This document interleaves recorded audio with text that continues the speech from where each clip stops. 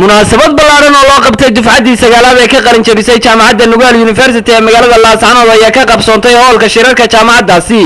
waxaana ka soo qayb galay maamulka jaamacadda Nugaal wafdi ka socotay xukuumadda Soomaaliland oo hogaaminayo wasiirka wasaaradda arrimaha gudaha ayna ka mid ahaayeen wasiirka biyaha wasiirka dawladda waxbarashada xogayaha maaliyadda xisbiga wadani xubno ka socday xisbiga kulmiye garajaamac gara Ismaaciil Culimaaudiin waxgarad ardayda iyagoo qalin jabinayay iyo waalidiintooda xafladan oo ay mid maqaamkeedu aad u sareeyo ayna ku qalin jabinayeen 190 arday oo dhameystay 6 kuliyadood oo kamid ah kuliyadaha jaamacadda Nugaal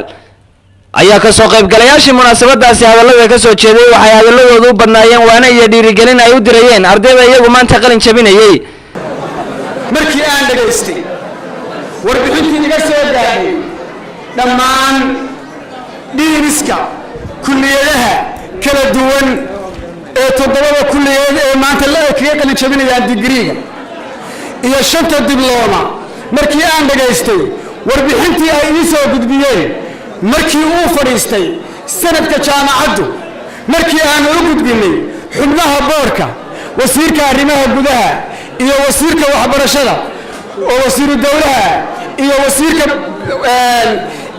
biyaha iyo garaadka iyo dhammaantiin waxaan idin marxaati gelinayaa ardayda aan kicin doono inay mutaysteen shahaadada darajada koowaad ee 4 sano ee jaamacad lagaga baxo sheegi doonaa waxaan runtii aad iyo aad u bogaadinayaa jaamacaddu waxa weeye waxaan ay ku shaqaynaysaa resource-ka ay ku shaqaynaysaa weli waa mid u baahan in la taageero waxay u baahan tahay technology in laga taageero waxay u baahan tahay dhaqaalaha in laga taageero waxay u baahan tahay bulsho ahaan in loo taageero halkan inaanu u nimaadno 190 arday oo maanta ka qalin jabiyay Nugaal University bulshada reer Soomaaliland the only thing aad kula tartami kartaan waa laba waxyaabo waa aqoon iyo dhaqaale aad ganacsi u martaan dafcadan maanta ardayda halkan ka qalin jabisay ayaan marka ugu horeysaba hambalyeynaya marka xigana waxaan hambalyeynayaa waalidkii halkaas soo gaarsiiyay horta waa nasiib weyntii jaamacadda Nugaal haddaad tihiin warbaahiyaha kordhista dufcadan oo ah dufcaddii sagaalaad ee ka qalin jabisa jaamacadda Nugaal waxaan leenahay hambaliyo dhammaantiin socda oo aynu sii wadi doono dhalinyarada iyo ugu dambeyntii kelmadda aan odhanayaa waxay tahay runtii dadaal baad soo samayseen dhabaradayd baad soo samayseen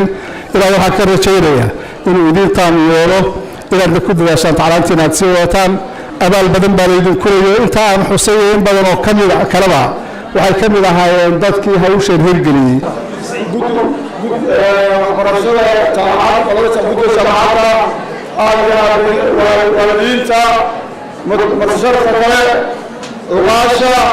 dhalinyarada xafladda quruxda loo qabanayo bahda saxaafadda kulligiin asalaamu calaykum waraxmatullaahi wabarakaatu siday u tayeen lahayd innaga waa aad iyo aad ugu martiya una mahad celinaynaa mas-uuliyiinta jaamacadda oo naga aad iyo aad u qaabila gudoomiyaha cabdirisaaq wafoole iyo sheekh husheeye iyo dhammaan waliyiintood waa kuwa habeen iyo maalinba annaga xilli toosan nale oo runtii warshada wanaagsan nale waxaan diyaar u tahay sidii aan hadda iyo hadhowba horumarka iyo aqoonta iyo nabadda iyo waalidnimada iyo wadajirka uga shaqeynaya salaamu calaykum waraxmatullaahi wabarakaatu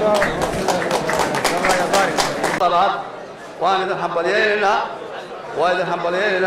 idin hambalyeynaa dowladduna aanu ka wakiil karnaynaa dhismayaashii iyo baahidii jaamacadda dowladdu ma aha oo keliya dhismayaasha maamulka iyo maaraynta iyo socodsiinta jaamacadaha ay ka mid tahay ayay iyaduna la mid tahay oo way ka helaan dhaqaalay ka helaan miisaaniyadday ku jirtaa waa la wadaa maanta farxad weyn bay noo tahay inaynu halkan isugu nimaadno jaamacaddeena Nugaal University oo ah jaamacadda koowaad ee maamada u ah jaamacadaha gobolka taariikhdii ay lahayd iyo siday ku bilaabatayna aad baan uga mahad celinayaa maama Ugaaso iyo Cabdirasaaq Khaliif iyo Professor dhinacooda waxaa halkaasi majaajilo isugu jirta wacyigelin iyo dhiirigelin ay ardayda ku dhiirigelinayeen ka soo jeediyay kooxda Baraarug ee ka dhisan magaalada Laascaanood ugu dambeyntiina waxaa halkaasi la guddoonsiiyay ardaydaasi shahaadooyin iyo abaalmarino Samiir Saciid Bila Bulsha TV Laascaanood